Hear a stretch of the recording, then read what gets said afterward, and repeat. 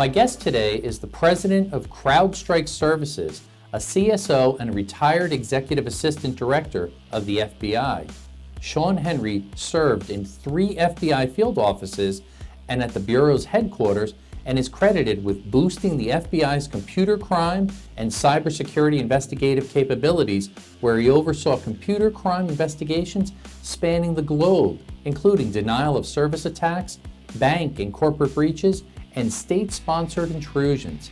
He's appeared on 60 Minutes, CBS Evening News, Good Morning America, and has been interviewed by Forbes, Business Week, and the Wall Street Journal.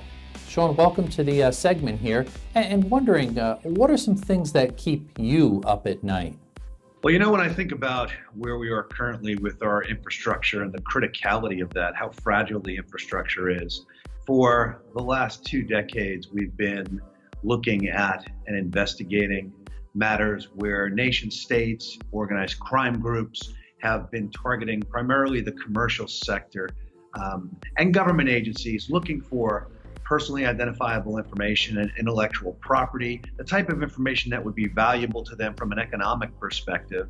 But what we've seen in the last year or two are much more destructive attacks, where the actual infrastructure is impacted physically by the electronic attack. So what do you mean by that? When you've got adversaries who are putting malware into a network, into the environment, and that malware is actually overriding the boot sector or otherwise impairing the entire system. In some cases, it's ransomware, where the data is encrypted and you cannot decrypt the data, so you lose access to everything you own. These types of attacks are significant danger. They're on the rise, and they will have a significant impact on organizations' operational capability. Wow, yeah, scary stuff. So what are some things that CrowdStrike does as they dig into this? Can you find out where the source of some of these attacks are when you're trying to counter them? You know, one of the things we look to do is attribution, where we identify who the adversaries are. And we have a whole intelligence team that is looking at the type of malware deployed, the tactics that are being used, etc. And that's important from a defensive perspective, and it allows organizations to proactively hunt in their environment to look for indicators that an adversary is there. But the reality is organizations are going to have to use greater technology, better capabilities in order to defend their environment. These attacks are relentless. They're going to continue because the adversaries get so much return on their very limited investment. We've got to be much more innovative and much more active in trying to mitigate the consequences of these attacks.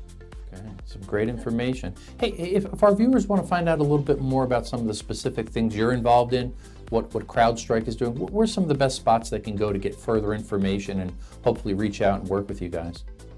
I think the best way to start is at crowdstrike.com, CROWDSTRIKE.com.